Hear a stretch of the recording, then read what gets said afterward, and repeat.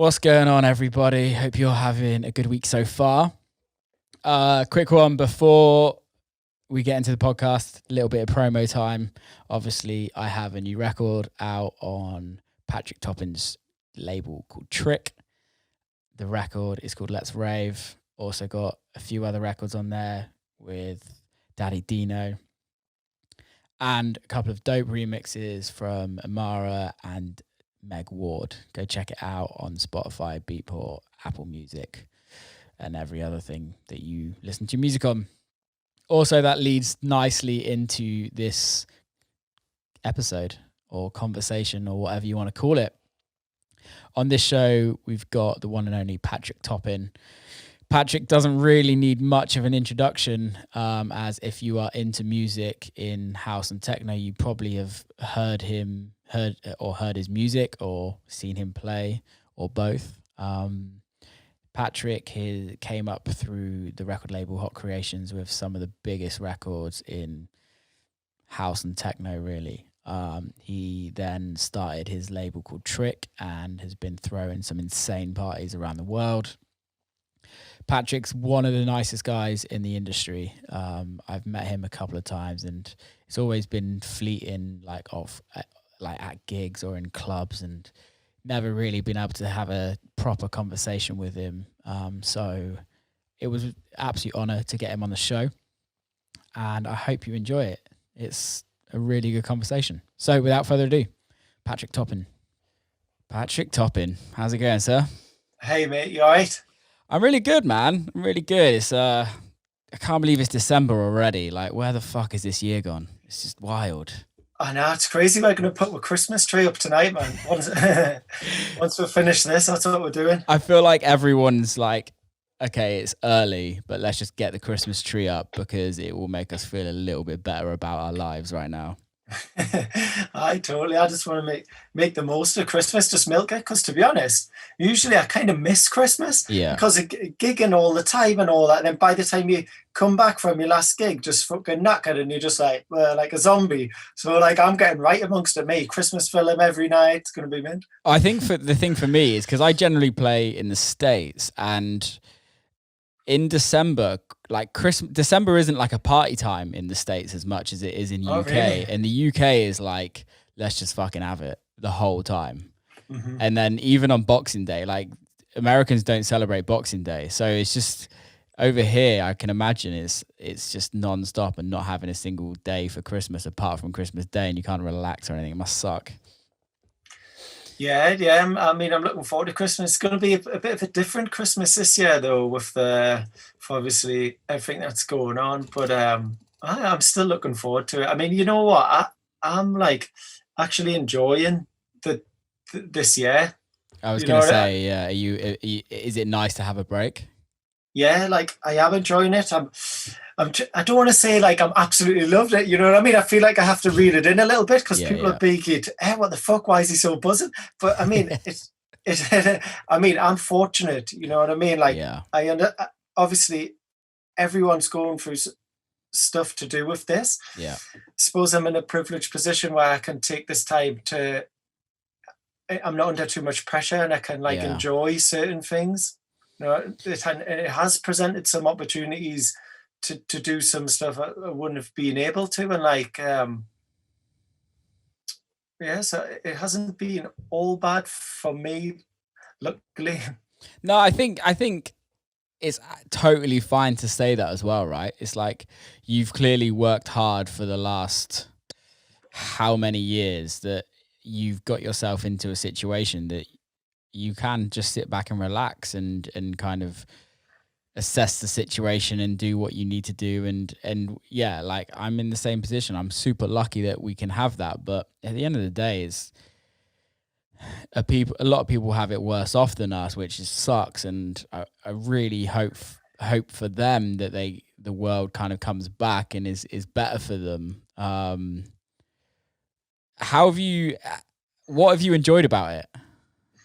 Yeah, totally. I appreciate that. It's obviously a really bittersweet thing. And obviously I'm not totally like in a bubble, not affected by it. I mean, like my mom and dad are vulnerable, and like my mom's not seeing anyone. She's been isolating and all that. We've had people who have had the illness and like that we know and stuff like that. And obviously everyone is taking a hit in certain ways, including me. Like there's been opportunities that have been and gone and stuff like that. But but I just want to really talk about the positives of it, really, because I mean, you could dwell on the negative sides. So I'm quite a positive person, really. Yeah.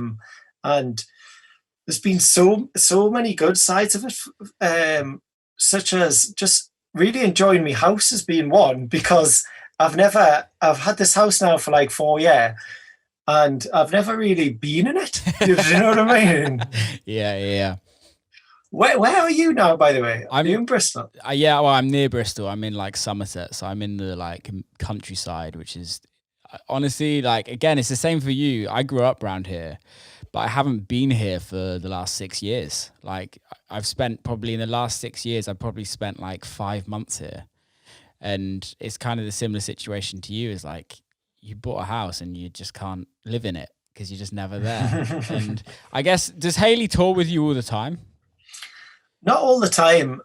She just comes to the exotic ones. Yeah. No, she's like she's had a fair share of raves now as well. So she's a bit more take it or leave it now on that side. She doesn't come everywhere. Yeah. I have a tour manager now for Europe, and he comes to every gig in Europe, and then he's came with us to he came to one South American tour, and he's been to North America once with us.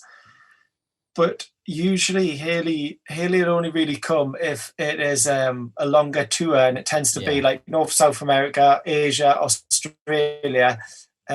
She likes to come on the long haul tours, and sometimes, depending how the schedule works out, you can turn it into a bit of a holiday as well. If there's like a few days at the start of the tour, at the end, or between weekends, there might be a few days off.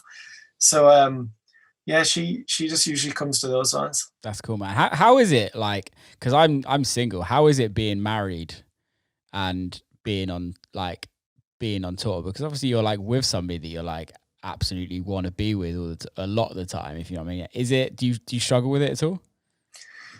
Well, we're lucky because she can come with us whenever she wants, because she works with me now. She's like my PA, and she helps with the label. She used to manage the label, but now she does the label's social medias, and she's still my PA. Yeah. So she does so much for us, organising my life, and in terms of like the music. And like, she was going to do that anyway, man.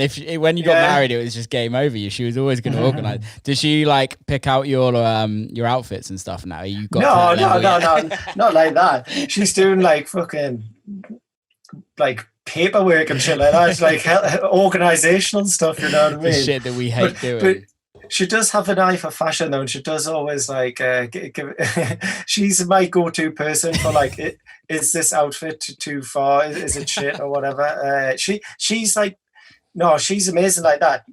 Not just in terms of that, but in terms of like my career decisions, and in terms of artistically as well. Because we're married. She's like my best friend. She's a person who can be the most brutally honest with us. Yeah. So like she's not a yes man at all. So she plays a big part in a lot of my decisions of what I'm doing, because she can say to us, Patrick, that's fucking shit.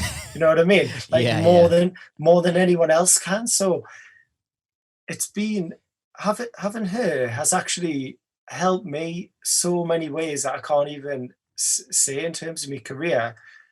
But I think like some of them are in terms of being like a calming factor as well. Yeah. Like, you know what I mean? Because we've been married now for 3 years, but we've been together for 13 years. Yeah. So we've been together since before any of this.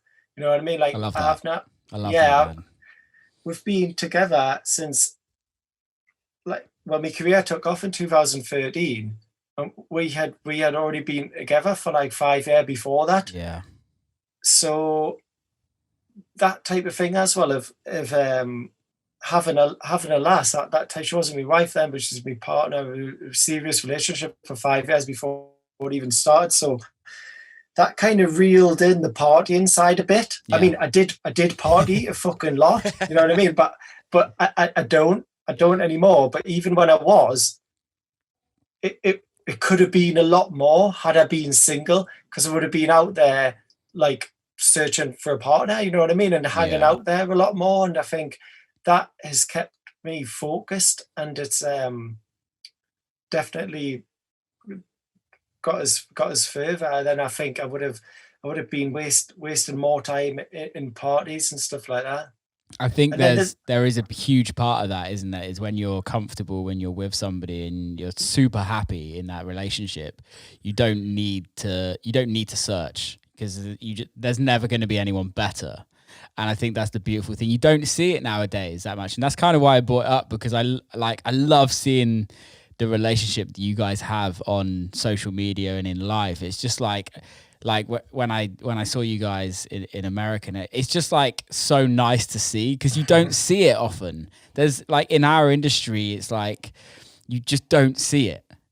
Yeah. And I think a lot of DJs have partners, boyfriends, girlfriends, and that's kind of like a separate life to them. Yeah, I've seen there's some people like that, and they don't get them involved. Which is their prerogative, and everyone has their own ways of dealing with stuff. But me and Hader, she's always been involved, and then now she is professionally being involved, like working for us as well. That's took her to like a whole new level. And I think with some DJs talk about being on the road can be lonely, which I can appreciate, but having her there to come away with us for these tours and stuff, that's kind of just took that out of the equation for me. I'm so lucky with that. Yeah. I feel that, man. I feel that. It's cool. It's really nice to see. Cheers. Trick. How did that come about? Yeah, well, that's been something I've wanted to do for ages, for so long, really.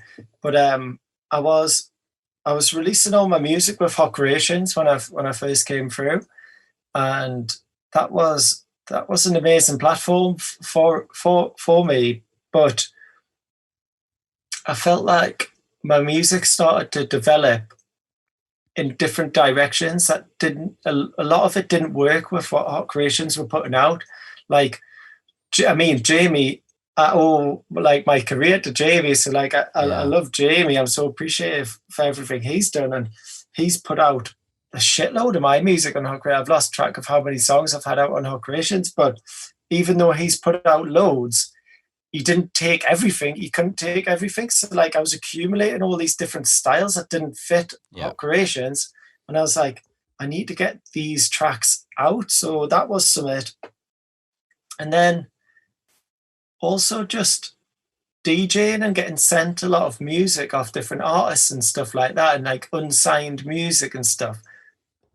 And I was just thinking like, this music needs to get out there, and like I want to be associated with this music as well. It's so fucking cool. And like this, I had like so much stuff, and I was like, it just makes sense to just start something. And for my own music, it's like, you can just I can put out what I want, package it together, like work around my own dates and stuff. Because when you're with other labels with remixes and all that, you're doing kind of what they want in terms of schedule and stuff like that. So it's just more creative control. And then it's been the best thing ever doing it. And like I'm so happy that we've started. And then to have stuff like your new one on, to like that's like an honor for me to be putting these songs out that are just so cool. And obviously you're actually one of the more established artists that we've had on the label. Yeah. Because most of it has been more kind of up and coming names and stuff like that. I was going to say that because, and you literally took the words out of my mouth, it was like the label feels like you're growing a community around it. It feels like you're growing like a family, which for me is like the most exciting thing about a label. The last time I saw a label do that was Dirty Bird back years ago. and how they kind of created this just family of artists, that there was like 5 or 6 artists that no one had a fucking clue who they were, but they kept on releasing music and kept on releasing music. And then the original 5 of Dirty Bird became huge artists. And it just feels like you're kind of growing something really special there. Was that the plan? Yeah, it yes and not. Like, it wasn't like contrived and to do that, and it might not even become anything as formed as what you're saying as Dirty Bird, but I feel like organically it's just kind of taken that route. It seems to be going that way in it, but still in its early days, really. It's less than 2 years old, but I do like that idea. I mean, because I was brought up as part of a crew like that with Hot Creations, you know what I mean? Like, Hot Creations did that so well. And I think Jamie's rubbed off on me in so many ways. And I seen what they did with their residents and I think I do like that style. I've always admired it with Dirty Bird and with Minus before that, and like Cocoon and stuff like that. I've always liked these type of ideas of these crews, and I've just been so lucky as well to come into contact with some artists that fit that work like that really well. Such as like Elliot Adamson. He's a lad from around mine. Well, he's from Sunderland, which is just like next door to Newcastle. Well, just outside. So he doesn't say he's from Sunderland, but he's from around Houghtonleigh Spring, and so I got to know him like organically, just in the clubbing scene in Newcastle and stuff. And it just turns out that he's just this incredible artist, like terrifyingly prolific and talented. He's insane. He's like the he's stuff. Amazing. He's so prolific on what on everything he releases, but also the amount he has. He's just constantly writing, and he's kind of one of these like really creative people that's just like everything he puts out is weird but really good. Yeah, he's amazing, and I think and what's so good about it as well, he was new and up and coming and from the same area of me, and he's doing his own thing. He's got his own label and stuff too, but I'm just so happy with how involved he wants to be with Trick as well. I mean, he helps with the A&R. He loves to play any event, any opportunity to release music. He's there. He has released music. He's got more music coming. He's taken the active role in the A&R thing. He's always bouncing ideas off us, and buzz of how much he feels invested in the label as well, which is cool. And then also a lad called Ewan McVickers came into my life through just sending in a demo. I didn't know him. He's from Scotland, and he's also shown so much enthusiasm and love towards the label as well. And he's starting to do some of the shows, and he's had a release, and he's got more releases coming. So then I can see why you say it starts to look a bit like that. And then there's other people like Daddy Dino, which I've got to thank you for, by the way, because he's been a mate of mine. I got to know him when I first went to New York for a gig in 2014. Yeah. He's actually become a really good mate of mine. Like, he was at my wedding and we hung out. Whenever I'm in New York, like, he's my person to go to, and like he's and then he's been in the UK a bit, so I've seen him a bit there and stuff. So I'm buzzing that he's been involved, because I had him on a track, and then Ben Hemsley got him on track, and then you got him on a track as well. So that looks like I've cultivated that, but actually you just brought Daddy Dino back to me, which was amazing. And now I'm buzzing that you did that. And actually, I'm wondering, how did you and him hook up? So he was just on the podcast. I've literally just released the episode with him today. We worked out that the year you met him is the year I met him in America. Oh, right. So I've been mates with him for years. And we've just always hung out. And when I lived in New York, we would kind of hung out a bit and just always been in touch. And yeah, I just hit him up and was like, dude, he'd always hit me up and be like, we have to do a record. We have to do a record. And I was like, yeah, I know we do. It just needs to be the right one. And then he just started sending me like random vocal snippets. And I was like, this is the money shot right now. And then, yeah, we kind of wrote the records. But yeah, that's how I know him. So we've known him for the same amount of time. But obviously, amazing. I never knew. Yeah, just obviously is not Daddy Dino. Before Mikey. But I love that guy. He's just he's a different species of human being that just brings joy to every kind of place that you're with. He's just amazing. And I always find everyone knows him. Like everyone's kind of always had some sort of experience with him that will always like stick in their lives. It's kind of amazing. Yeah, he's cool as fuck, and I'm so glad that he's become like a regular artist on the label, and he's someone I want to do more with. And like he's another one who like loves the label and loves being involved, so like naturally just become like one of those guys and kind of feels like part of the label family, which is mint. And I do love that it's going that way. And oh fuck, I was going to say something about Mike. Oh yeah, Mike. So Mike's also been a huge inspiration in my life, because when I first got to know Mike, he was teetotal. Yeah. He was sober, and he was sober, right? And person that I'd ever met personally, and like I couldn't believe it. And he was always, I was playing in New York, and he would take me to after parties, and he would be sober. I mean, him would be DJing back to back at after parties, and he would be sober. And that whole idea of being sober at a party back then was completely alien to me. Yeah. I was like the opposite of that. So, but seeing him do that, and how confident he was, because for me, confidence in social situations used to come from the crutch of the drink or whatever. Yeah. So, seeing him do that, it played a big part in me. I did a year sober, and he played a big part because it inspired me. Because I was like, look at him having the time of his fucking life sober. I need to do that. So. Yeah, I don't even know whether I've ever told him. I probably have. How did you find the year of being off the juice? Amazing. Are you drinking now or not?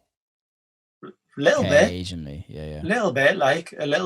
It was the best year of my life. I reckon it was so good. It was unbelievable. It was.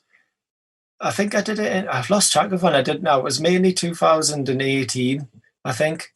And it changed my life for the good, because I just grew so much as a person because of it. All the situations that you get put in, even such as like at my dad's wedding, I was best man, I had to do a speech.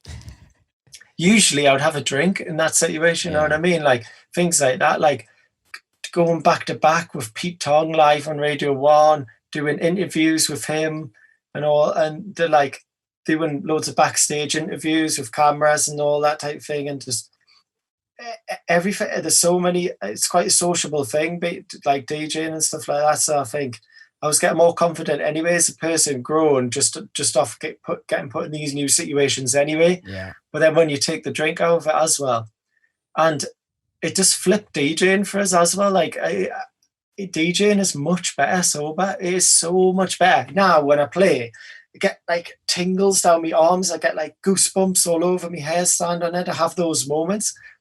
I didn't used to actually have those moments, you know, because I was just fucking zoned out. Like, I say though, it can be fun DJing as well. That kind of feeling of just like, oh, this is reckless and wild, but like it just kind of can be a buzz as well. And I still do enjoy that from time to time, but really DJing sober on the whole is so much better. And since I did that year sober, I hardly ever drink now. Hardly ever. Yeah. I and I hardly ever party. But I mean, I had a few big ones last year in 2019, but like I probably count those on two hands. Yeah, you're drinking to have fun. You're not drinking to kind of like mask the nerves or anything like that, which is what it's kind of there for, right? Yeah. I mean, sometimes I do go all out and get fucked, but it's very rare. And like the thing is now, it's a choice, whereas before, totally, it was more of a crutch, maybe. Well, no, I've still always enjoyed it, and I do enjoy it now and again.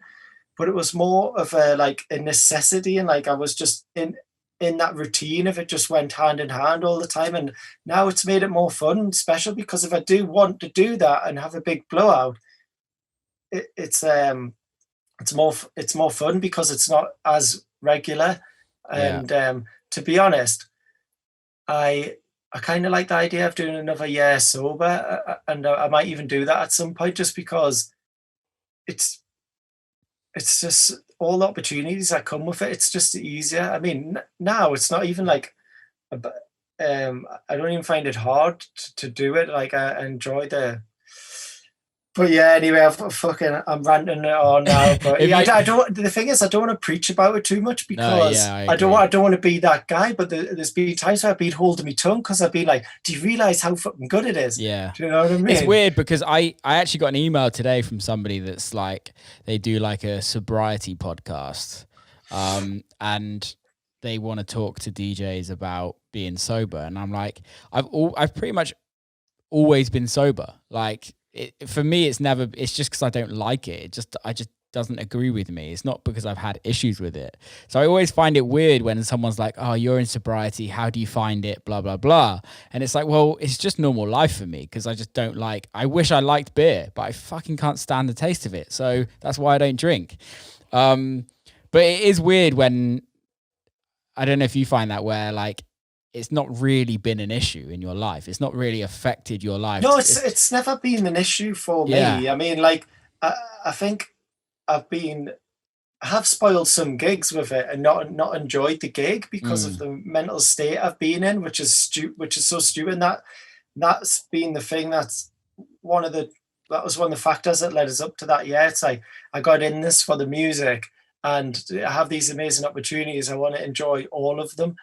But it's never really been like an issue for us. But there is just like, even though it can be fun and stuff, there is negative sides to it. Like the hangover is horrible. It's like, not worth it, is it? Not very, very rarely for me these days anyway, put it that way. Yeah. Have you ever cried after playing or during playing? You know what? I haven't cried, but the one time when I during lockdown, actually, I didn't cry, but I nearly did. I felt overwhelmed. Yeah. You know, when lockdown started, I did my first lockdown stream from the house. Yeah. And was one of the best experiences of my life doing that stream. Really? Yeah, it was the highlight of this year for me, because when the lockdown came, it was over. I know I was saying earlier, I've been enjoying this year, and on the whole, I have been. But like, I mean, everyone has the ups and downs, and it has been quite a mad experience for anyone. Yeah. You know what I mean? Even if you feel comfortable in your life and what you've got going on, it's still been thrown upside down. You know what I mean? So when the lockdown started, it was mad. I can remember going to the supermarket the first time, and it just felt like something out of like a film, an end of the world film, like a doomsday type scenario, Judgment Day type scenario. Weird. It's so weird, isn't it? Wasn't it? And then I remember going in there, and it was just so weird. So there's been times it's been like that. But then anyway, I did a stream not long after that, about 6 weeks into lockdown. And at the time, the UK was like heavy in its first full-on lockdown. Yeah. And doing that stream, and connecting with people, because I hadn't been out the house. People weren't seeing each other, but to reconnect with so many people, and so many people tuned into that stream as well. Like on my Facebook page, I think at one point it hit over 10,000 live viewers on Facebook. And we're doing it on YouTube as well. So I was blown away by that, and I got told of Haley, there's that many people are clocked into it, and I was like, wow. And I was just thinking about everyone in their own homes, and people were messaging in and stuff. And then I finished the set, and it just felt really profound to me, because I felt people were so excited for the set, messaging us beforehand. We can't wait. This is going to be the highlight of the lockdown. And then people messaging us afterwards saying it was amazing and they had fun on a Friday night when they've been like having a shit time. Yeah. And just to have that feedback of people. And when I stopped playing and I finished the set, and it was quite a long set, it was like 3.5 hours, I started playing some kind of like euphoric kind of emotional tunes and stuff like that. And I felt kind of overwhelmed by that in a good way. But yeah, I didn't cry, but I think I was close to it. Yeah, it's such a strange feeling, isn't it? Because I've had it like maybe once or twice when for me, it's on stage, and it's just like that overwhelming feeling where I think for me, it's when I was that? When I reflect, I had, for me, one of them was at Crossed festival in San Diego. It's a sick festival. Yeah, it's a cool festival. And I don't know, I think it was just like, I don't know if you are, but as an artist, I'm like super like hard on myself. Like I'm always thinking like, Will, you can always do better. Like you can always play a better set, or you can always write a better song or whatever. And generally most sets I'm like, that was all right, but I can do this next time and it will be better. But that set, I was like, I fucking did it. Like it was just that feeling where I was like, I couldn't have done any better in that situation. And that was the feeling for me where I was like, wow, that was something special. Doesn't happen often at all. You're harsh on yourself. Yeah. No, I know what you mean. Like I kind of, you just know, don't you, how a set's went. Yeah. And I hate that feeling if I know I could have done better, but like I don't know. Most of the time I come away from it on the biggest high ever. I love that. Yeah, to be honest, like it's, for me, it's now and again that I feel like, that could have went a little bit better. But most of the time, I'm feeling so happy after doing a set. And it's such a crazy experience, isn't it? How important is Newcastle in your life? Because when we released the record last week on the label, I had quite a few people hit me up and be like, welcome to the Newcastle family. Really? That's amazing. I was like, wow, this is amazing. And obviously I know like Newcastle is your home and you do crazy shows up there, but how important is it to you, like having a city that embraces you as a kind of an artist and a person? Sorry, just the fucking light went out. Don't know if that. It doesn't matter. It didn't. It looks all right. Yeah, it looks fine. I put an extra light there because the lighting's not that bad. Anyway, yeah. Camera. So Newcastle. Sorry, what was that? Newcastle. How important is it? No, massively. I love that. I love that you said you've got those messages there, and I love that we've just had Ben Hemsley on the label, because he's a mate of mine from Newcastle. He's from the exact same part of Newcastle as me, North Shields. And he's been an old pal of mine for years as well, so that's class. And Meg Ward, who's just done a remix for you, she's from Newcastle. Oh, is she? I didn't know she was from Newcastle. Yeah, she's from Newcastle. I didn't know her beforehand. I actually just randomly came across her on SoundCloud, and then I found out she was from Newcastle, and then that was even more of an incentive for me to try and get her on, because I do love the idea of creating, of getting as many local artists on as possible. And I love to have that identity actually of kind of repping Newcastle, doing events here. We're talking, we've got some plans for some even bigger stuff here, and I want to be doing regular stuff here. And it's a huge market for me. And well, markets maybe is the wrong term. That sounds a bit kind of like we get it though, man. It's a huge place for me to play, because obviously I'm from here and I've been playing regularly here for years, because I was a promoter here before me DJing took off. So I've been promoting here since 2010. So I was or 2009, I'm not sure. No, it was 2010. So I've been regularly promoting and playing in Newcastle for like 3 or 4 years before my career took off outside of Newcastle. Yeah. But then I carried on promoting a lot here whilst my career was going on. So I play in Newcastle a lot. I know some DJs don't really play in their hometown that much. But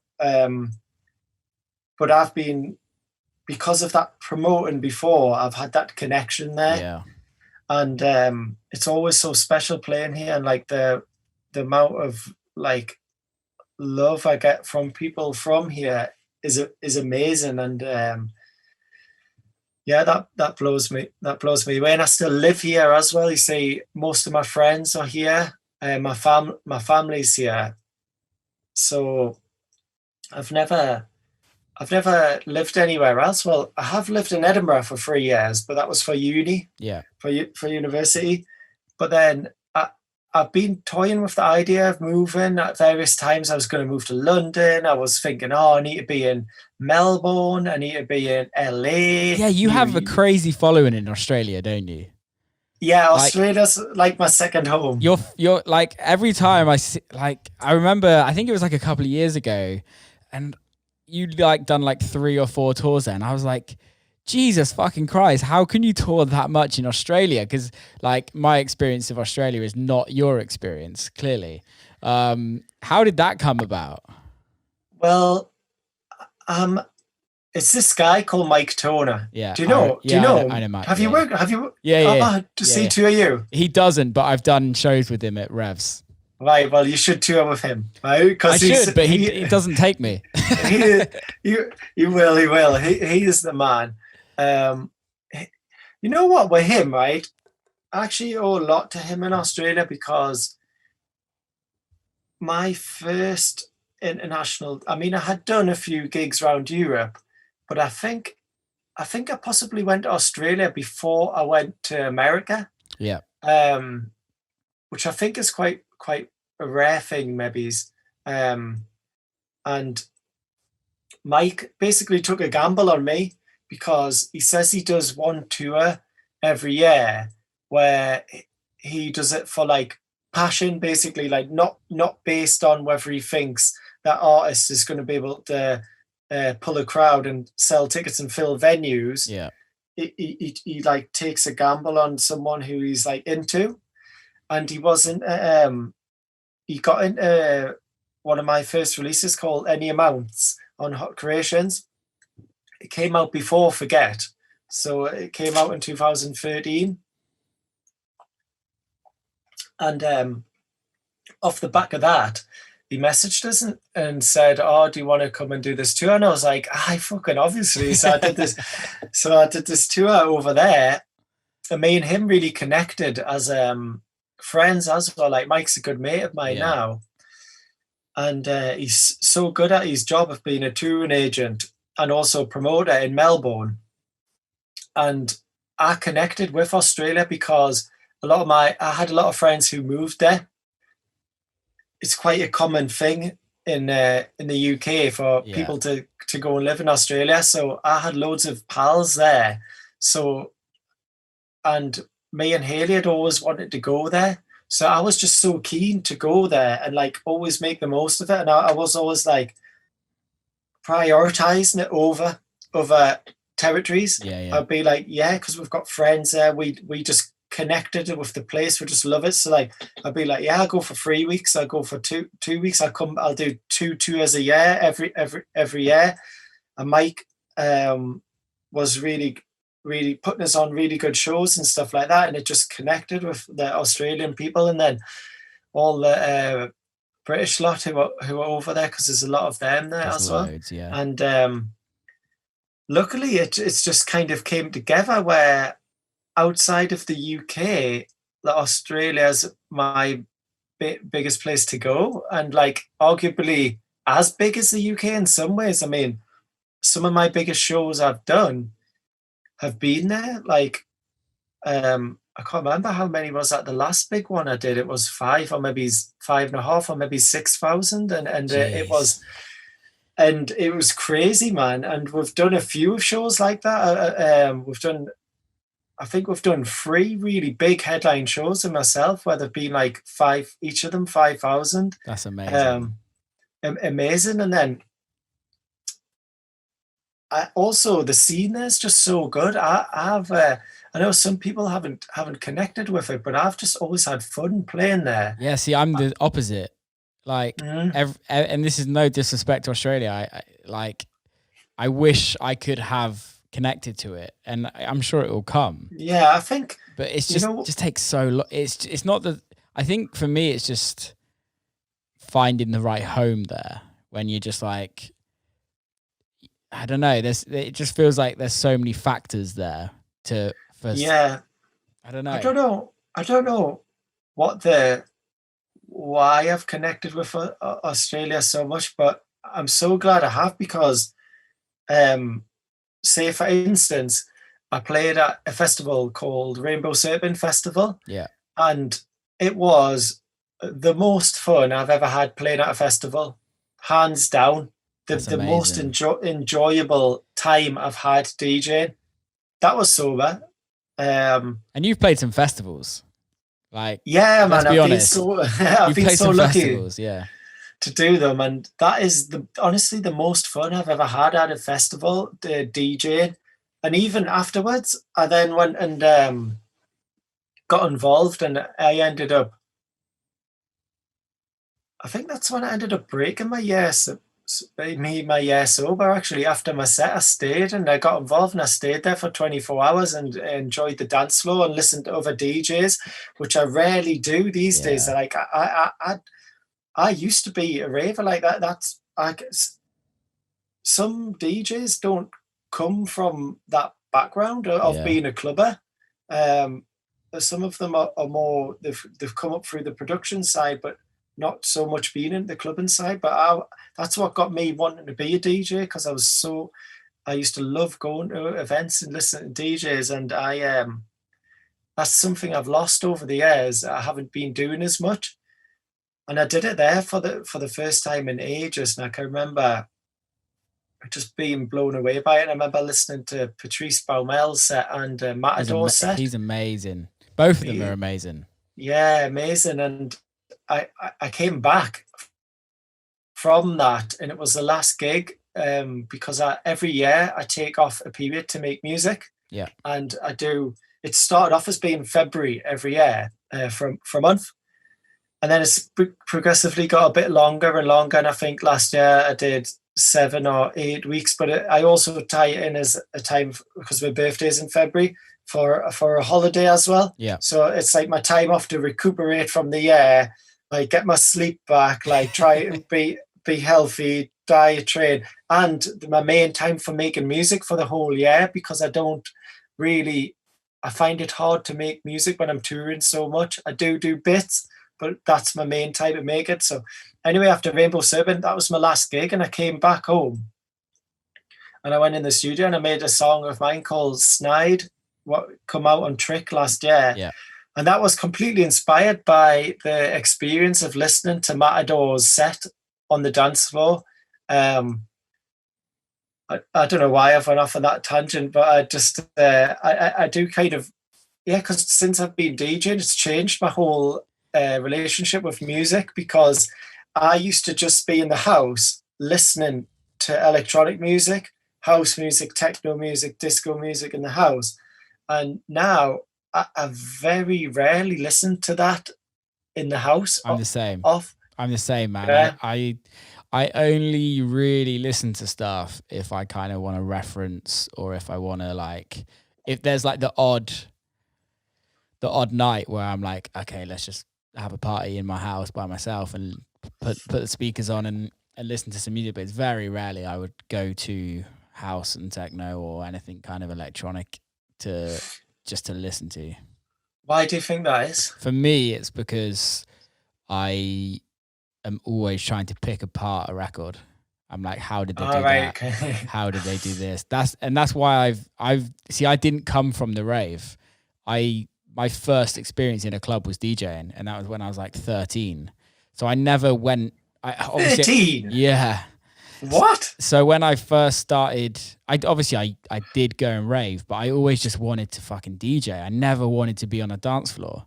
And then when I started writing when I was like 16, from then on I was like, I don't want to go to a party. I just want to, like, the music that they're making, I need to learn how to make that. And that's why I don't often go to clubs unless I'm playing, is because I'm always trying to, like, oh fuck, that sounds really good. How do I do that? Or like, how has he made that synth? Or that vocal's been processed amazingly. How do I do that? What about you? See, I still love raving. Yeah. Like I do absolutely love it.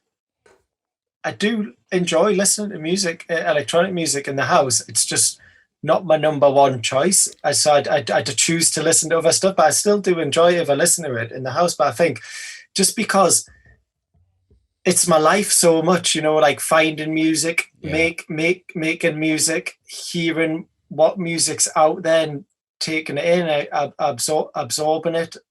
I feel like it's just the fun's kind of been taken out of it for us in a way, but not in terms of hearing it in the live environment, in the clubs and the festivals. I love that, but I hardly ever get to do that because my schedule is so mad.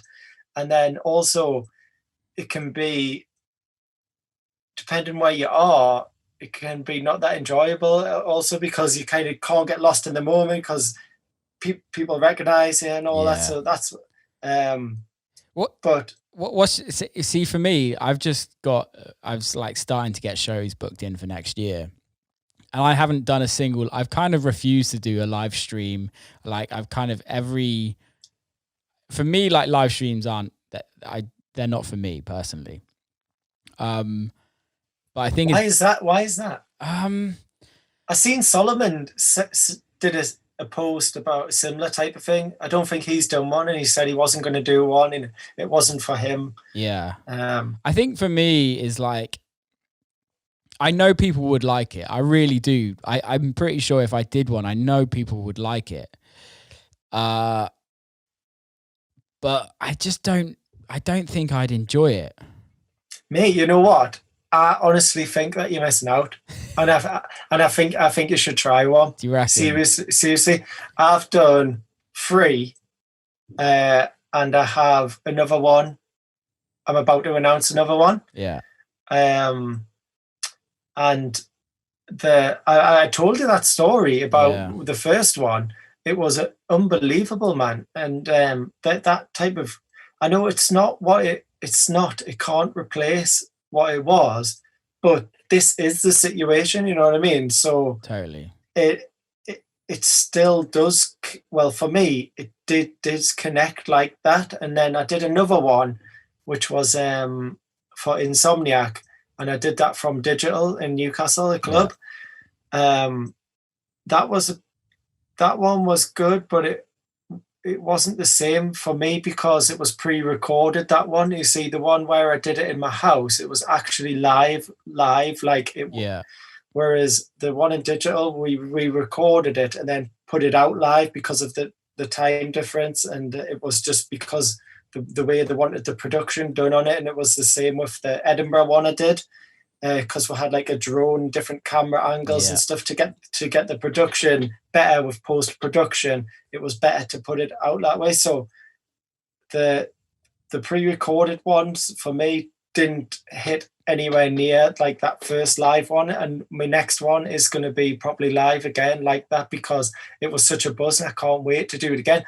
But that being said, the Edinburgh one was a mint buzz in a different way because I used to live in Edinburgh for uni, So then they got the site for it.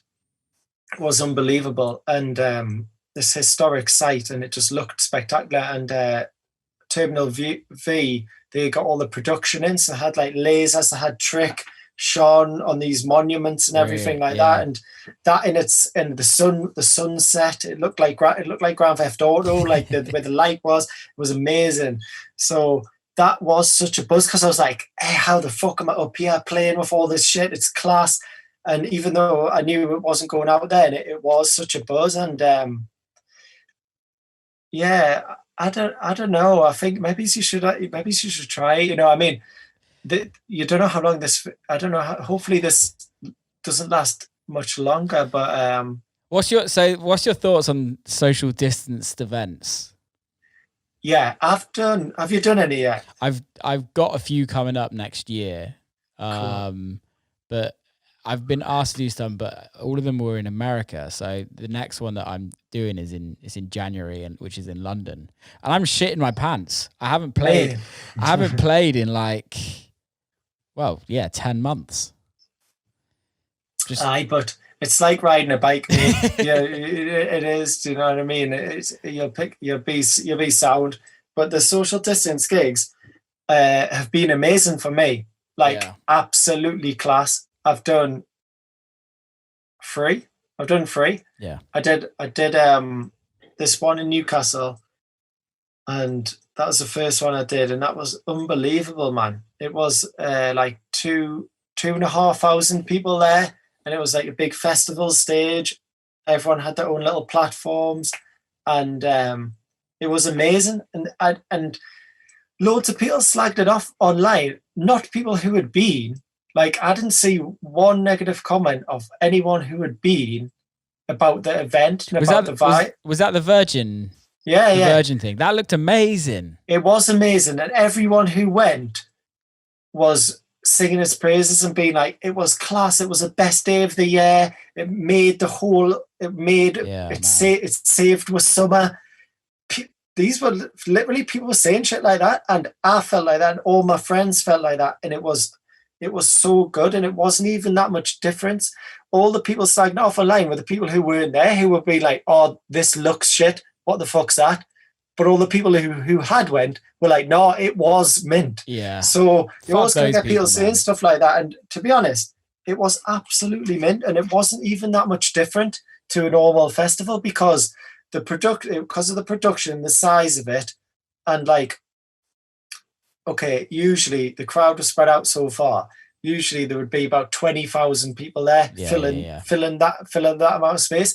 So the crowd wasn't as loud because the crowd's just not as dense. Do you know what I mean? Yeah. But the people who were there were going ballistic because they hadn't been to anything. They were dying to do something. So they were getting more into it than, say, maybe they usually would. They were making up for the empty space around them. And it was such a vibe, and so many people said there were so many other positives as well, such as you never lost your mates, because you're like, that's part of the thing. If you're at a rave festival, you're just constantly looking for your mates. You know what I mean? Never thought of that. That's amazing. Yeah. So they always knew where the mates were. They could put the bags, the coats, the drinks down on the floor without having to carry them, not worried about anyone pinching them, jump around, not people wrecked, falling into them and all that, have their own space. So there's that type of thing, and like some female comments saying that it felt like a safer zone as well. You didn't have that aspect of it as well. So I think it's not going to replace the normal kind of setup. Once COVID goes, it'll go back to how it was, and everything that's good and bad with that will go back, and it'll be amazing. Yeah. But in the meantime, for me, this is such a good solution for me. It was so good. And then I did another 2 slightly smaller versions. I think there were 500 capacity each in Gisborne, and one for We Are Festival down Essex. Yeah. Which was, I think that was 500 as well. And they were equally really, really, really good. I enjoyed them. They were amazing. I loved them. So I had 2 planned for Manchester as well, and they were sold out. But then because of the way the lockdown changed, that got cancelled. But we're looking at some of our ones for next year, and I mean, I'm excited. I'm excited for them. Yeah, I can't wait. Really I'm really looking gone. forward to doing it because it's just been something that like I haven't played for ages. I don't have decks in here where I live in the UK. They're all in America, and it's really annoying because I literally 2 weeks before I got here, or I had to come back to the UK, I had like new decks turn up at my house in Detroit. It's like the first time I've had decks in a mixer for like years. So it's kind of a shitter that it's over there. But how come you live in Detroit? It's so random to me. A lad from Cornwall lives in Detroit. Yeah, it's everyone always asks me that. It's like, so I used to live in LA in America, and then and then I wasn't a huge fan of LA, so then moved to New York. Absolutely loved New York, and then I needed a place like more permanent because I was touring so much there, and I was gonna take an apartment in New York, but it's just so expensive, and I'm never there. So do you know Jen from Mean Red? She's a promoter in New York. You've probably played for her a bunch. Mean Red. Yeah, Mean Red's the night. She used to be promoter at Output in New York. So she was like, why don't you move to Detroit? Like, she just bought like a huge apartment block in Detroit and was like, you can have one of the apartments there. I was like, okay, cool, let's try it. So I tried it. I didn't love it, but it kind of fit my lifestyle. And then I just bought a house there. So it's kind of just, it's an interesting city, man. I have this like love-hate relationship with it. It's extremely sad with what's happened there since the 60s. It's just extremely sad. But also it has so much culture there, so much like heritage in music and fashion and just American history. And it's going to take a long time for it to be a major city in America, but there's a community there that I really like, and some of my favorite shows are in Detroit that I play in America. So it kind of just like felt right to be there. I'm not going to be there forever. I want to be back in the UK, but it's a nice home for the time being. So did you know anyone in Detroit? Do you have a friend group there or something? I had a few mates. So there was a guy called Troy who used to book me quite a lot there at a place called Grasshopper. Did you ever play there? I've never been, no. Oh man, that when that was in its heyday, it was the dungeon of Detroit. It was just fucking amazing. It was like 150 cap, but they'd fit like 400 people in. And it was just like low ceilings. People would like crowd surf and shit like that. It's wild.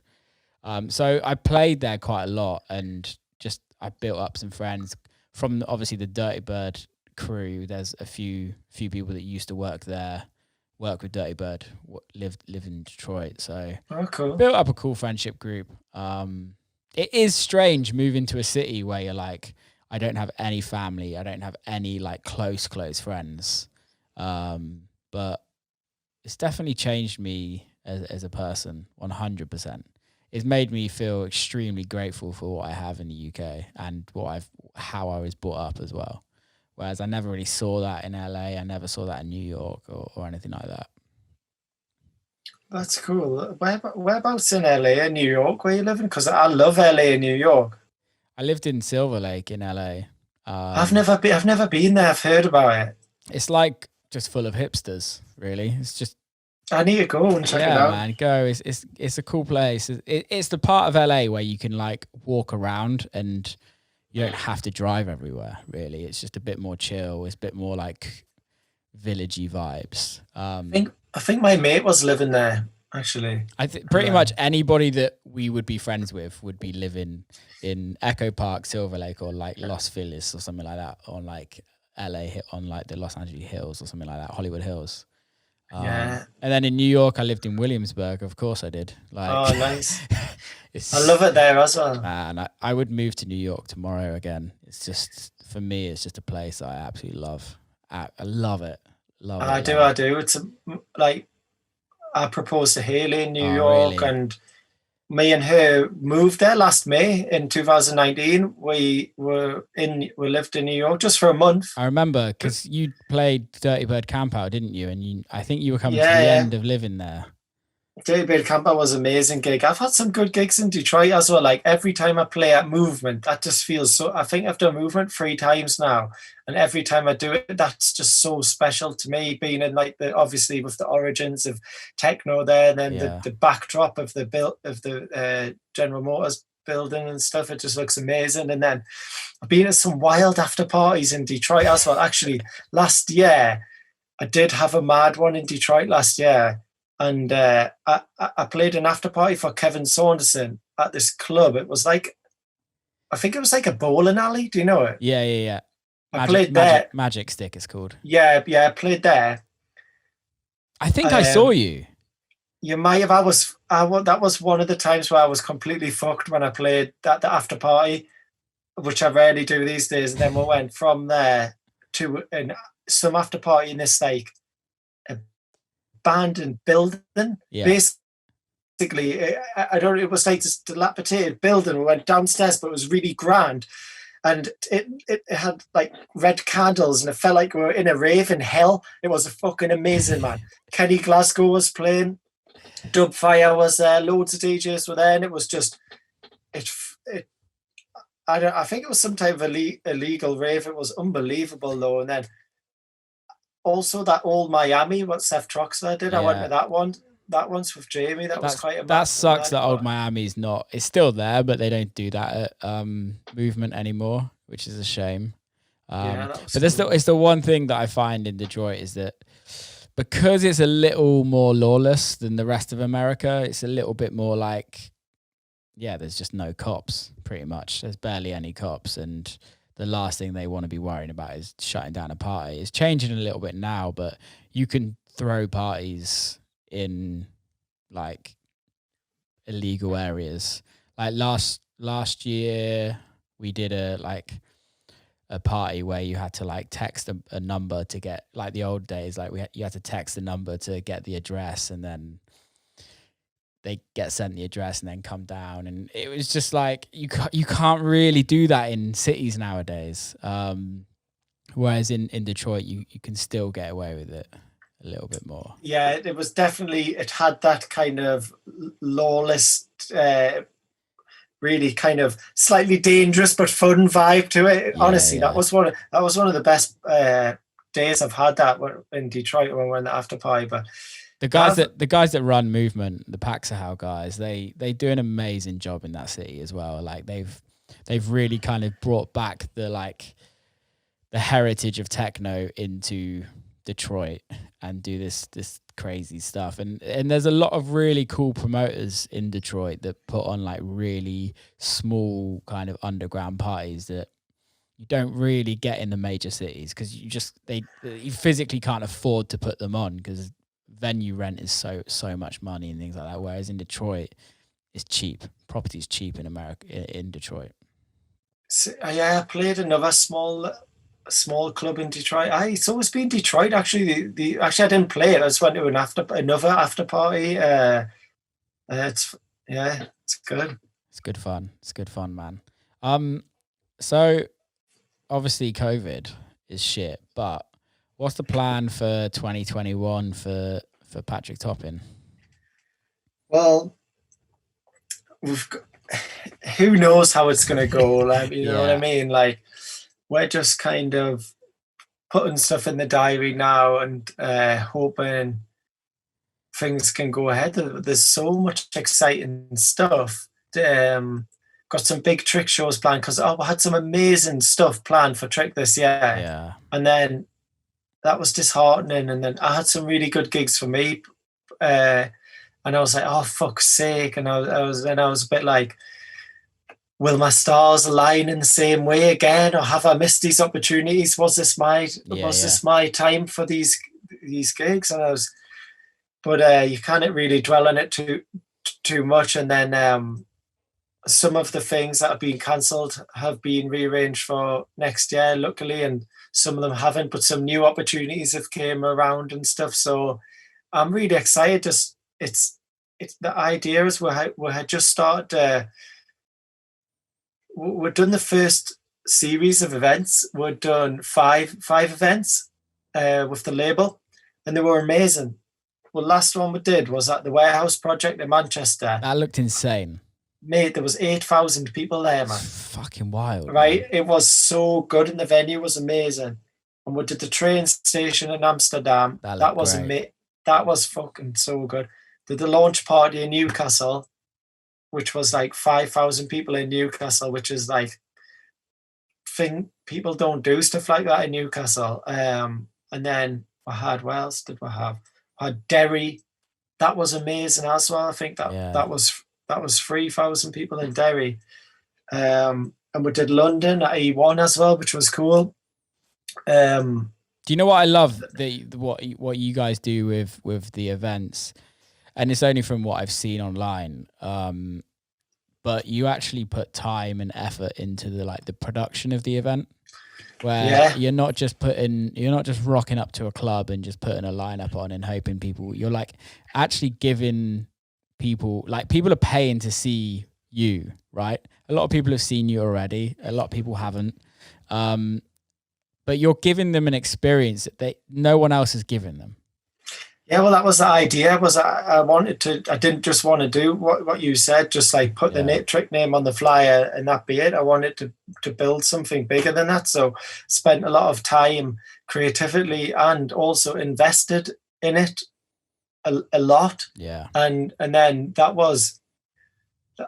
so I invested in that, and then COVID hit as well. So then that's a kind of a double fucking whammy there. So then that was kind of worrying, and I was like, we've invested all this, and we haven't even got an opportunity to try and get it to build on it. And then COVID hit, and it's like, oh fuck, what's going to happen? But then luckily we've got some good partners who we're going to do stuff with next year, and hopefully, because we got off to such a good start. That 5 events was amazing. I was buzzing, and we were going to take that to the next level this year. But if all goes to plan, next year we're going to luckily it looks like we're going to be able to keep that momentum going. Fingers crossed. And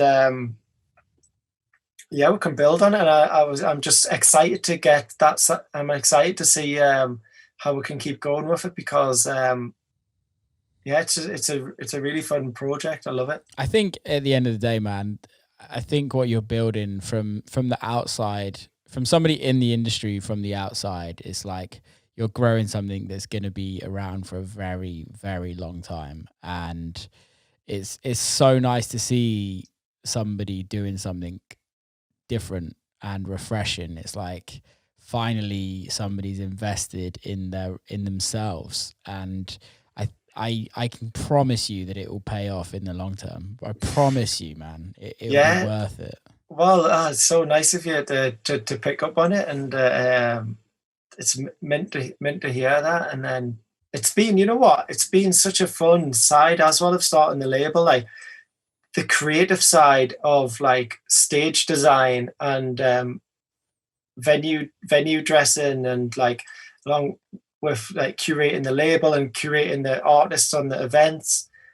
And then now getting quite more into like the visual side of the label and stuff as well. I love doing that, and that's been another good thing with this year. I've had more opportunity to do that type of thing as well, and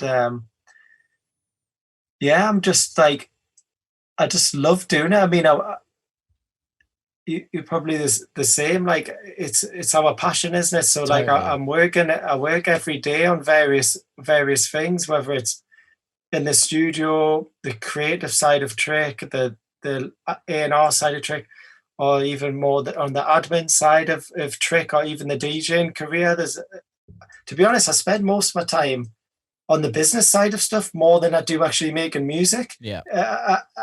And do you like that? Do you prefer that? I do love that side, because it's my life. I live it, and like every day I need to stop myself from working. Like I need to, like, most time during this COVID, I haven't even been having the weekends off. It's just been blown into one, and then it'll get to the point where I'm like, all right, I've worked for like 14 days in a row. I'm just gonna have it. I'm gonna force myself to have a day off. It's wild, isn't it? It's wild because for me, it's exactly the same. And I literally was like, I'm not somebody that to go on holiday. I don't ever go on holidays. It's just like, I don't think for me, touring and then being in a studio isn't really work, but it is if you think about it. But I was just like, Will, you need to book like a day off, or I booked like a few days in London just to like in a hotel, just so I don't have to do anything. But it's so weird being in COVID because it's not like we have to go to the airport. It's not like we have to do anything. So it's just like, oh, fuck it, let's just work. Let's just get on the emails. Let's get in the studio. Let's do something. And it's constant, isn't it? It's weird. Yeah. I feel so lucky to have this in my life, and especially during COVID, because I've got music and everything that goes with it. Because even though the gigs have stopped, the music industry hasn't stopped, and like there's always something to do. And because, like I say, it doesn't feel like work because I'm so lucky to have a passion, which is also my career. So it's easily done. There's always something to do. But then that's also why I like to turn my phone off. And I've been doing it a lot during this time, because when I'm on the road, I can't do it so much because you need to be in contact with various people. And it's been an opportunity to switch off from my phone, because I think like I go on my phone too much. And there's always you can also do work on your phone as well as like you can have fun, procrastinate, but there's always work there. And it's been when I have been wanting to do something more creative in the studio, music wise, I've been tending to turn my phone off. Really? Even if it's just for half a day, or sometimes it would be for like a week even, and then really throw myself into that and switch off from my phone and try. Obviously I've got emails on my computer that'll be going on, but try to not do any social media and try to really focus on the creative side. And I don't know, I just feel like with what's going on at the minute with not touring, and I'm lucky that I don't have kids, I don't have those responsibilities. And I'm thinking like when I start touring again, and then we might try for kids in a couple of years and stuff, I'm like, this is probably the calmest moment of my life. You know what I mean? Totally. Before the whirlwind of the gig starts, and then the kids, and then I think like this is the time when I can be selfish and take time for myself to do what I really want to do, which what I really want to do is make music. But I do love the other side of the business as well. Like I buzz off it, and I'm really hands-on with the management side of it. But how has it been taking time off social media? Like, how important has that been in your like life?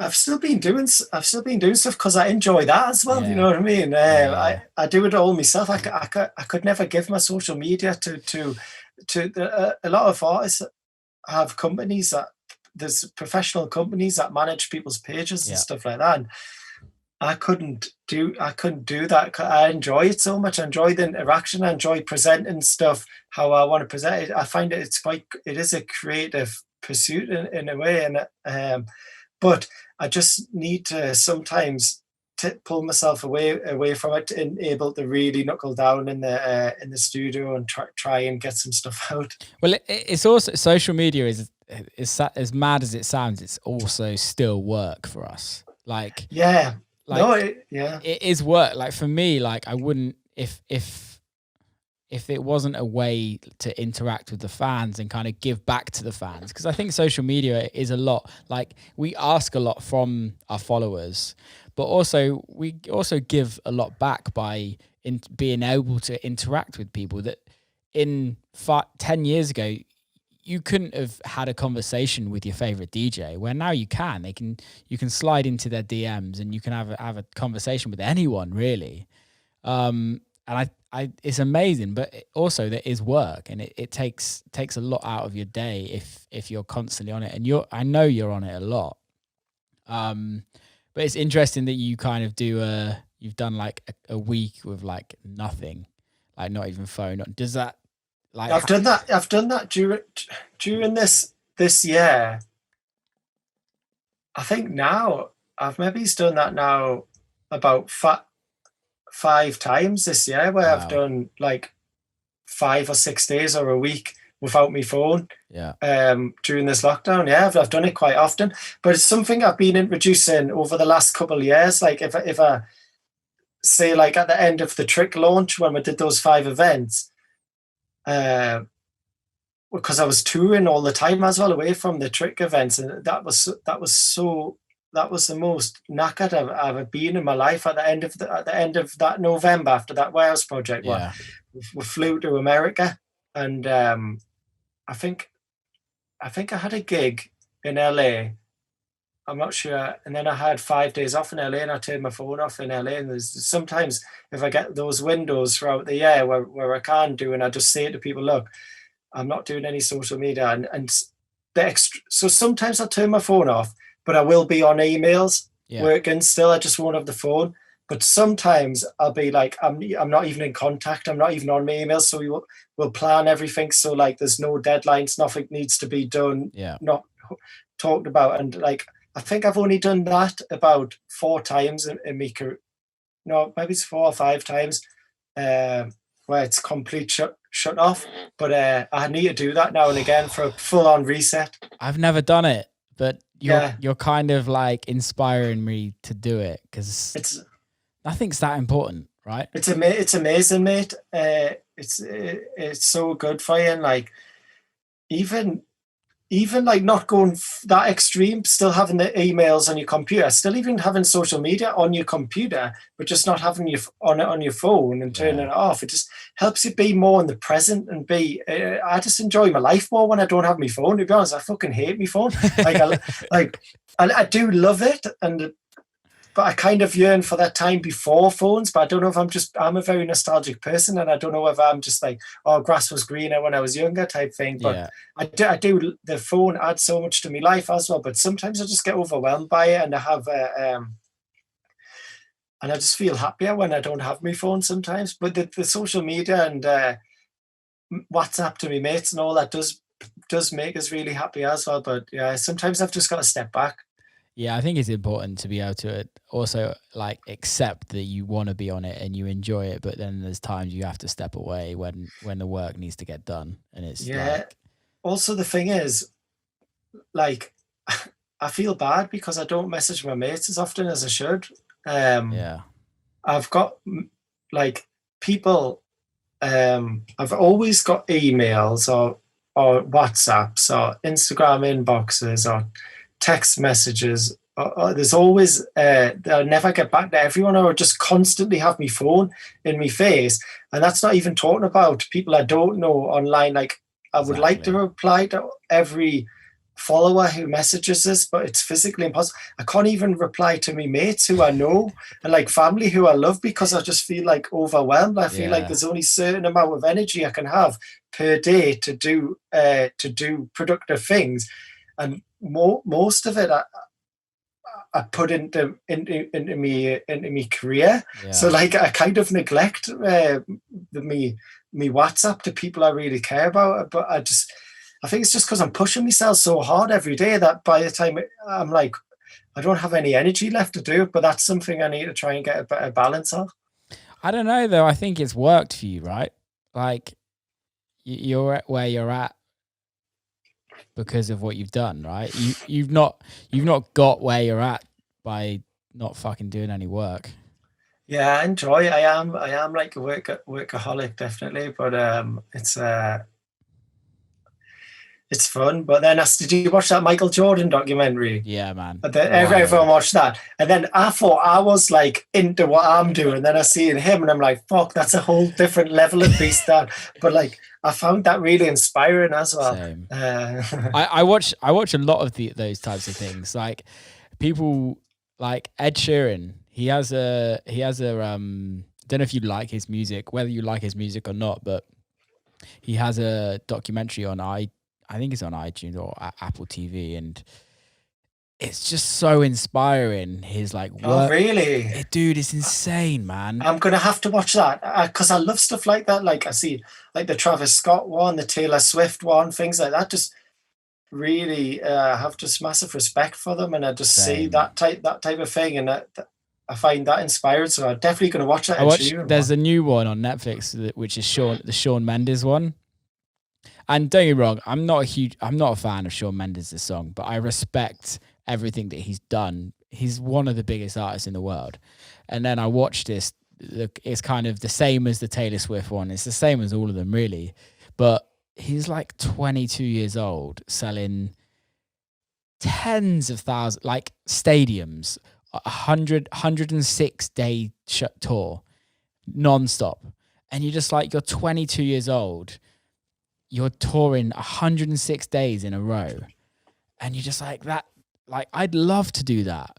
But like, we're lucky. We get, like, if we've got a busy week, we might do 4 shows a week, right? We're not doing 106 shows in a row.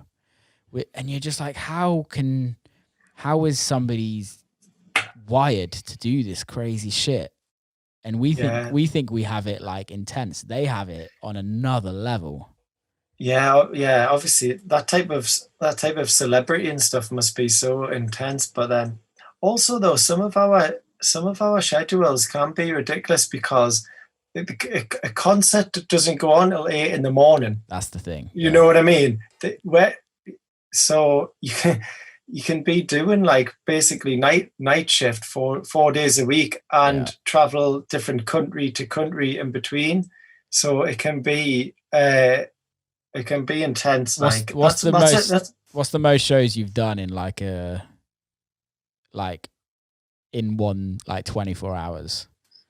Because you get those like New Year's Eve is like always a wild one where you like generally do like 3 shows in one night. I don't know. I've been trying to stop for years situations where I do a gig and then and then the way it works out is there's no time to sleep before the gig because of the time you got there, because of the travel from the airport to the hotel to the club could be from the city to the airport might be hours. Been trying to stop the last few years ones where you land, you don't have any sleep, you do the gig, and then you have to travel with no sleep to the airport to travel all day to go into another gig. Yeah. And so even if you're sober, that's hard because you're literally not sleeping apart from a little bit in the car or on the flight. And like I've been trying to organize my tours better to not have those situations. But now and again, they still happen because plans change and stuff. And it was like, oh, that gig got rearranged there. Yeah. Or you agreed to do that and you didn't realize about the route or the routing. Or a lot of the time, like you're playing for someone, but they have to rearrange to that day, but you've already got such and such either side, and it's too good a gig not to do.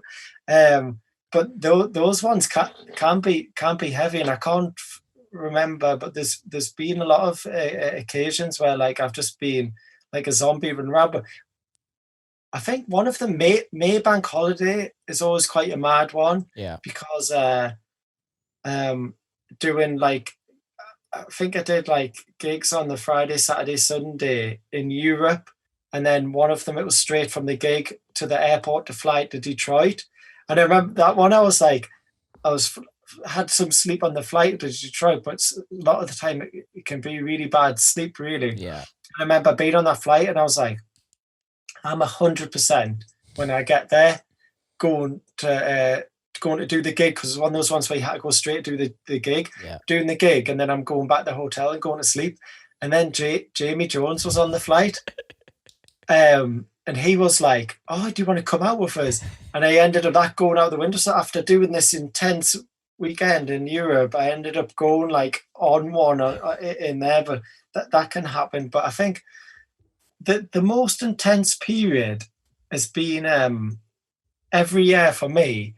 For the last few years has been where you do Sonar Festival in Barcelona, Yeah. and that can be sometimes a few gigs because it's on all week. So you could do like 2 or 3 days in a row, say three nights in a row in Barcelona. And often my mates come to stuff like that, and it has got out of hand over the years. So you do sonar. That'll be like, that's the mad thing about being a DJ, right? When your mates come, it's their holiday. Dangerous. So they're going all out on their holiday, right? So I'll get involved because it's their holiday. But then their holiday will be over. But then from sonar, I will go into Glastonbury. Oh, and then it'll be 4 days. It'll be straight into Glastonbury from sonar. I think that's the way around it goes, or is it the other way around? And then it'll be a different group of mates there, and Glastonbury's their holiday, and they're having a big one. So I'll get involved with them there. And then it was like, after Glastonbury, fly straight to Croatia for Hideout. Yeah. And then you have to do that gig, which is a really long travel, and then fly to Ibiza for Paradise opening party, and that stretch happened they fall in the same dates every year. Yeah.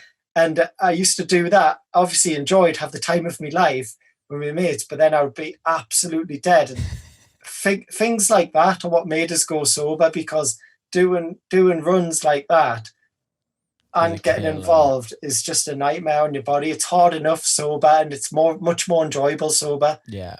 What's Glastonbury like? Because I live 15 minutes away from the festival, and I've been there so many times as a kid with my dad, but I've never played. Is it something special? Have you ever attended the festival? Yeah, I've been. I went. It's 15 minutes. It's like 15 minutes from my house. I've been loads of times when I was a kid. Oh, right. I thought you meant just to the area, but no, you've actually been at the festival. Yeah. Amazing. Yeah, right. It's unbelievable. Yeah. Unbelievable. Like, I'd say, like, Rainbow Serpent was the most fun I've ever had DJing at a festival. Glastonbury last year, I went every time. I've done Glastonbury now 4 or 5 years, I think, and it's always the highlight of the year for me. And a lot of my friends go, and most times I go to a festival, I'll just go in and out from a set, turn up, leave, and don't stay. Yeah. But Glastonbury, I always book that off and go for the full thing for 4 nights, and often take a lot of gigs, maybe 3 or 4 gigs throughout the 4 days, or sometimes more, I think. And go and experience the festival, see all the bands, see all of the DJs. Actually, I think that was the last time I was raving 2 DJs was at Glastonbury. Carl Cox's set during the day with all my mates. That was amazing. NYC Down Low. So that weekend was I think that was the most fun I've ever had in my life. I bet. Doing anything. Like, as a kid, anything like that is the best party in the world. And I've done Burning Man now, because I heard Burning Man. Some people say Burning Man's better than Glastonbury. So I did Burning Man last year as well, and got involved there. And it was amazing, mind blowing. But for me, Glastonbury is still, it's unfucking real. It's the best one, and you should go and do it, because for me, it's the pinnacle. Dude, I would play there tomorrow. I just got to get booked. When I get booked, I'm there, man. It's been a huge part of my life growing up, massive part of my life growing up. I've seen one of the reasons why I DJ is because of Glastonbury. Yeah. And the day I play, I can't wait, man. Man, you'll love it. And if you can get some time off to stay a couple nights and to experience it, because it's got so many stages and like mad little labyrinth rooms and everything. I think it's got like about 100 different arenas basically, and they're not all like your typical big stage. They're like all different things, and like the rabbit hole's a cool place, and it's mad the amount of people that go. It's like 250,000 over the weekend. Amazing. And there's this place called NYC Down Low. Have you heard of it? Yeah. And to me, it's a nightclub that inside Glastonbury, and it's done like an old New York tenement block from like this. I can't remember exactly what year it is. From the 80s. It's like old kind of disco. vibes inside, and it's just so pure that it's, to me, it's like going back to the heyday of like clubbing, and you feel like you're transported in a time warp back. And they do this amazing front on it, don't they? They put like amazing. It's so good. And like that, to me, the last year I went and I went there every night till it closed at 6 a.m. and I think it's the best nightclub in the world. Seriously. And it's inside of Glastonbury, and it's for me, it's the best nightclub in the world. And it would be an absolute, I played in Glastonbury, lots of different areas, but never there. Like that would be unreal. It's so good. But then I feel like Glastonbury has a few of the best nightclubs in the world. The Temple, where I've played a few times, that to me, if that was a club, it's like open air club though, but walled, that would be one of the best clubs in the world. Honestly, it's so good. It's amazing, isn't it? It's just it's a different level. It's different, but it's been going on since like the 60s. So you can't kind of like when something's been going on for that long, it has the chance to mature into what it is. Whereas I think a lot of the festivals nowadays is like a pop-up, book your biggest DJs, not really worry about the production and just kind of try and sell some tickets. Glastonbury really does feel like it's got like a history behind it. Yeah, because I think it's not a commercial thing. I don't think it's for profit, and it gives all of its things to charity. So it's an arts thing, and that really comes across. You can see, and that's what Burning Man's like as well. And I think that when it's not done for a profit, that comes across. You can tell. I still haven't done Burning Man. I nearly went last year. I nearly got persuaded. I'm not sold on it yet. But did you have a good time? Yeah, I had an amazing time. It was absolutely amazing. It was that was pretty wild as well. That was a whole that was what if let's just say it was one of the best and worst experiences of my life. Did you dress up like Mad Max? Yeah, we got fully amongst it. It was amazing, but like we ended up skitzing and leaving like 2 days early, man, before the man even got burned or anything. We're in a bad way, and it was really, really cool though. I feel like I've got unfinished business, and I would love to go back. Hopefully I'll get a chance to go back there. I'm sure you will, man. I'm sure you will. Dude, we've just done an hour and a half. Amazing. Yeah, it's gone quick. Let's wrap it up. Thank you for coming on. Really appreciate it. Also, huge love for releasing the record. I'm happy that you guys kind of had it, and it's kind of got a home with you guys. It's just great to be part of it. Amazing, man. Thanks for putting it out with me. No worries, man. Anytime. Before we go, let's do the promo bit. How can people follow you on social media and the record label? What is it? Yeah, so on Instagram it's Trick Label, and on Twitter it's Trick Label, and then my Instagram, SoundCloud stuff's just Patrick Toppin. Easy as that. Keep safe, man. Hopefully see you next year at some point at a rave or somewhere. Who knows? Big love. Thank you, man. Yeah, cheers. It's been good to speak to you, and hopefully see you soon. Nice one. And that is a wrap. Hope you enjoyed that one. I definitely did. I would love it if you could hit subscribe if you're on YouTube, or if you are listening on iTunes or Apple or whatever. iTunes and Apple is exactly the same thing. I meant Spotify. Hit subscribe. Give us a little review. Send it to your friends if you think they would enjoy the conversations. If you want anybody else on there, slide into my DMs on the old social media, and I will try and get those people on the show as well. Keep safe, and I'll see you next time. Big love.